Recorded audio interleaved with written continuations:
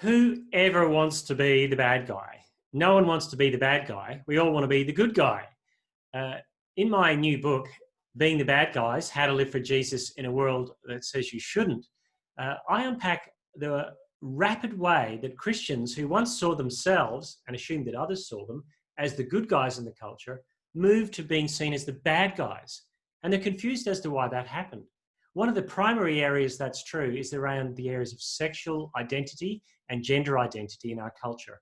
The Christian framework of what seemed good and true and right around those issues is no longer seen as simply wrong or old, but bad and should be replaced. It's hostile and dangerous to a vision of human flourishing that the culture is saying we should be going in that direction. So what do we do about that? It's very easy to fall into one of three areas of either caving into the culture and saying, okay, we'll just go with what the rest of the culture says about sexual ethics and we'll put the Bible aside. It's no longer relevant.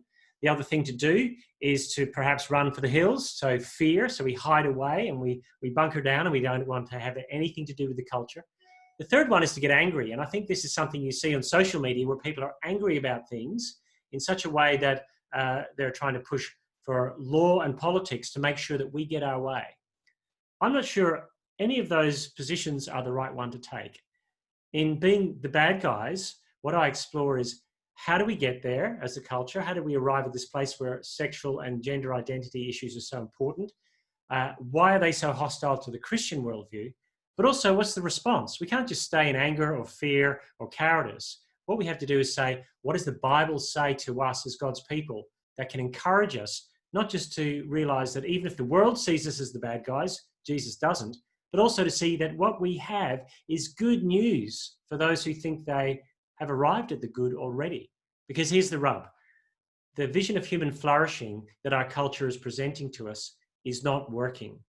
We are besieged by loneliness and depression and anxiety. And for all of the color and glitter and rainbow in the new sexual and gender identity issues, those things aren't working like people say they are. What do God's people have to say to that? How can we showcase a beauty and a way of living that even if people don't agree with us, they're intrigued that there's something about the way we are which looks good?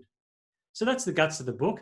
There'll also be an opportunity, if you wish, if you buy a bunch of copies, to have a chat with me and go through what are the pressing issues in your situation, whether it's at school or work or university settings, where, or even in family, where being the Christian is seen as being the bad guy. So I want to encourage you with the book. You can buy it in the US, the UK, and in Australia from the Good Book Company. So in the US, it's thegoodbook.com. In the UK, it's thegoodbook.co.uk. And here in Australia, where I live, it's thegoodbook.com.au. I'd love you to buy a copy and realize that in Jesus, we have hope that even if the world sees us as the bad guys, he will one day say to us, well done, good and faithful servant.